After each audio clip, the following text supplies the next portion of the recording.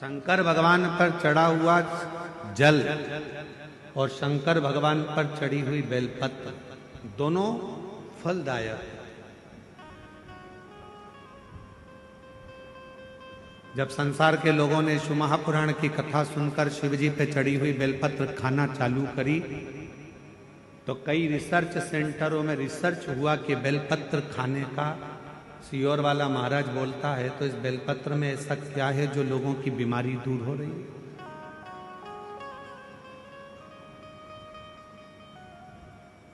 इस बेलपत्र में ऐसा क्या है कि लोगों की शुगर ठीक हो रही है, हार्ट के मरीजों का हार्ट ठीक हो रहा है।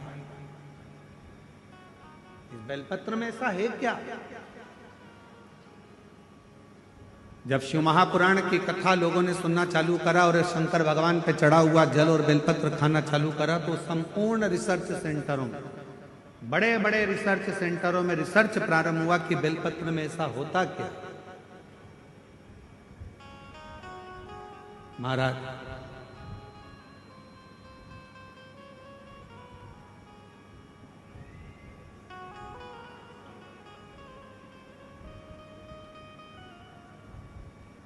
यदि प्रतिदिन एक पत्र है, अच्छा है,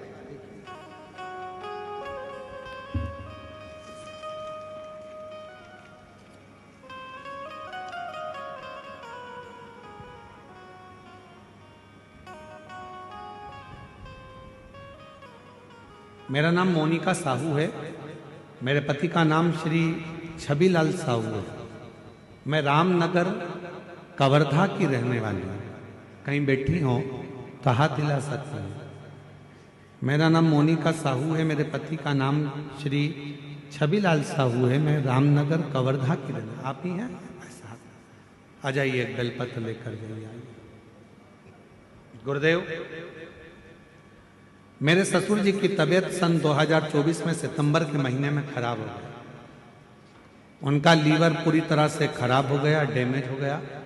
डॉक्टर साहब ने उनका लीवर जब बताया कि पूरा डैमेज हो चुका है, खराब हो चुका है, तो बचने की कोई उम्मीद नहीं है, उनका बचना मुश्किल है।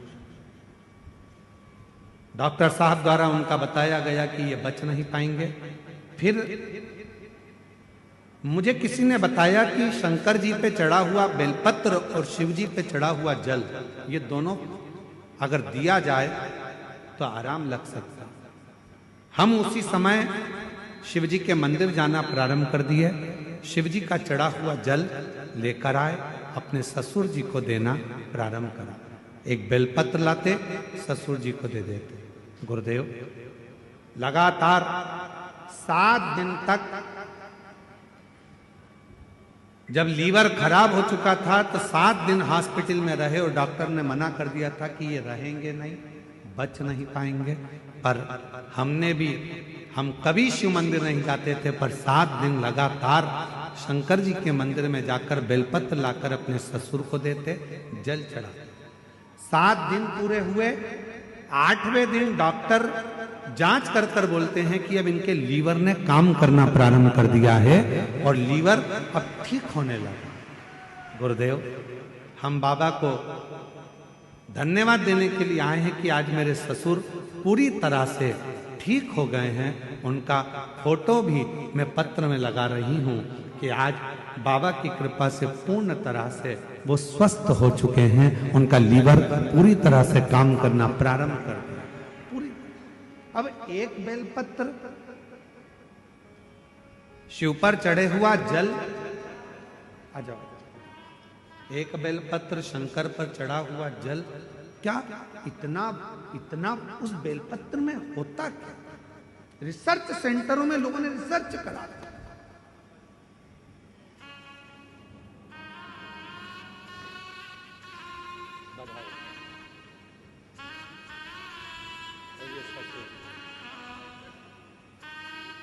आप ठीक है? रोते नहीं? अब आंसू पोछो पहले, आंसू पोछो पहले। रोते नहीं, खुश हो, आंसू पोछो पहले। अब फिर ठीक हो गया ना? आंसू पोछ के जाओ, आंसू पोछ के, खुश होकर। डॉक्टर ने बोल दिया था ये बचेंगे नहीं, पर बचना मुश्किल था।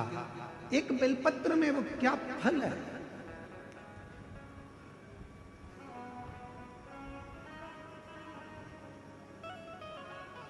एक रिसर्च में निकला कि सियोर वाला महाराज कहता है कि एक बेलपत्र शंकर जी पे चढ़ी हुई खाओ, शिव जी पे चढ़ा हुआ जल पियो, उसका आखिर लोगों की स्वास्थ्य में कैसे लाभान्वित हो रहा। तब निकला एक एंटी ऑक्सीडेंट उस बेलपत्र के अंतर्गत होता है जो बीमारी को दूर भगा देता, रोग दूर भगा देता। हम तो यहां तक कहेंगे अगर कोई व्यक्ति को पेट की प्रॉब्लम हो, डॉक्टर को दिखा रहे हो, एसिडिटी से जुड़ी हुई प्रॉब्लम हो, कब्ज की हो, या कोई पेट से जुड़ा हुआ कोई भी प्रॉब्लम हो, बेलपत्र में भरपूर मात्रा में फाइबर होता है। बेलपत्र में भरपूर मात्रा में फाइबर होता है। अगर शिवजी पर चढ़ी हुई एक बेलपत्र यदि अवधूतेश्वर महादेव का नाम लेकर प्रतिदिन अगर खाया जाए, कब्ज हो, पेट का प्रॉब्लम हो, या अन्य गैस का, आपाच का, एसिडिटी का कुछ भी प्रॉब्लम हो, यदि अवधूतेश्वर महादेव का नाम लेकर एक बेलपत्र सुबह सुबह शिवजी पे चढ़ा खाना प्रारंभ कर दो, 15 दिन में मालूम पड़ जाएगा कि आपको एसिडिटी हो ही नहीं सकती, कब्ज का प्रॉब्लम हो ही नहीं सकती, गैस का प्रॉब्लम हो ही नहीं सकती। एक बेलपत्र, क्योंकि बेलपत्र के एक पत्ते में भी फाइबर की मात्रा बहुत ज्यादा मात्रा में होती है, भरपूर मात्रा में फाइबर बेलपत्र में होता है।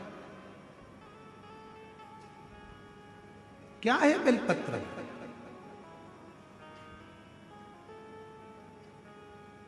सारी समस्या का हल शिव जी के एक लोटा जल में क्या है? कई रिसर्च सेंटरों में रिसर्च चला कि शंकर भगवान पर जल चढ़ाकर पीने का, उस आचमन का, शिव जी पे चढ़े हुए जल को अपने शरीर पर लगाने का, शंकर पर चढ़ा हुआ जल अपने घर में छींटने का फल क्यों मिल रहा है, लोगों को इतना लाभान्वित क्यों हो रहा है? तब रिसर्च सेंटरों में निकला कि शंकर भगवान के शिवलिंग पर जब जल चढ़ता है तो वो जल चारों तरफ घूमकर उत्तर की ओर जाता है, और वो जल जब हम पीते हैं या हमारे घर पर उसका प्रोक्षण करते हैं, छींटते हैं, तो हमारे घर से दुख, तकलीफ, कष्ट सारे ग्रह अनुकूल होते चले जाते हैं और हमारा आनंद सुख बढ़ता चले जाता है, बढ़ता चले।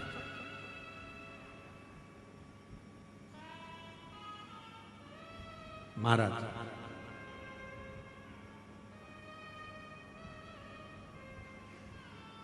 नौकरी में उम्र की सीमा होती है, इतनी उम्र वाला ही नौकरी कर सकता है।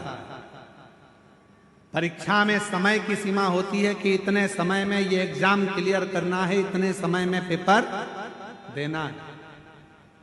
नौकरी में उम्र की सीमा होती है, परीक्षा में समय की सीमा होती है। गाड़ी में गति की सीमा होती है कि इससे ज्यादा मत चढ़ाना।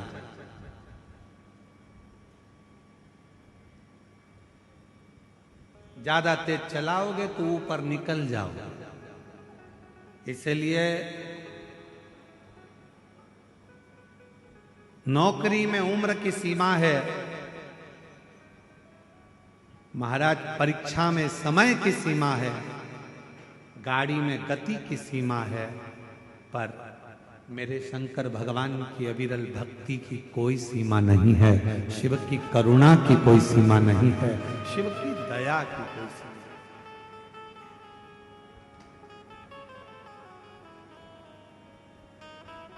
दया की कोई सीमा।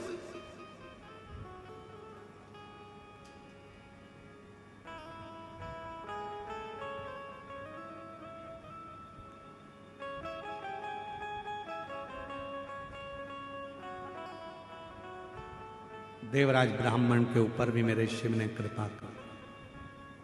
बेलपत्र के वृक्ष के नीचे देवराज नाम के ब्राह्मण के प्राण छूट गए और वो देवराज नाम का ब्राह्मण का प्राण गया। पर शंकर का वचन है माता पार्वती को, जिसके प्राण बेलपत्र के वृक्ष के नीचे जाते हैं या जिसके शरीर के अंदर बेलपत्र का थोड़ा सा भी भाग रहता है, वो जीव फिर नरक नहीं भोग, नरक से दूर हो जाता है,